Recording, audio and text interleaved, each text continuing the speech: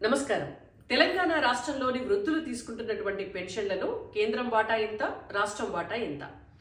79 ఏళ్లు ఆ పై వయసు కలిగినటువంటి వృద్ధులు నెలకు తీసుకునేటటువంటి 2000 రూపాయల్లో కేంద్ర ప్రభుత్వ వాటా 500 రూపాయలు, రాష్ట్ర ప్రభుత్వ వాటా 1500 రూపాయలు. 60 నుంచి 79 ఏళ్ల మధ్య వయస్కులు తీసుకునేటటువంటి 2000 రూపాయల పెన్షన్లో కేంద్ర ప్రభుత్వం 200 చెల్లిస్తే రాష్ట్ర ప్రభుత్వం 1800 చెల్లిస్తుంది. అదే 57 ఏళ్ల నుంచి 60 ఏళ్ల మధ్య వయస్కులు తీసుకునేటటువంటి పెన్షన్లో 2000 రూపాయలు రాష్ట్ర ప్రభుత్వమే చెల్లిస్తుంది.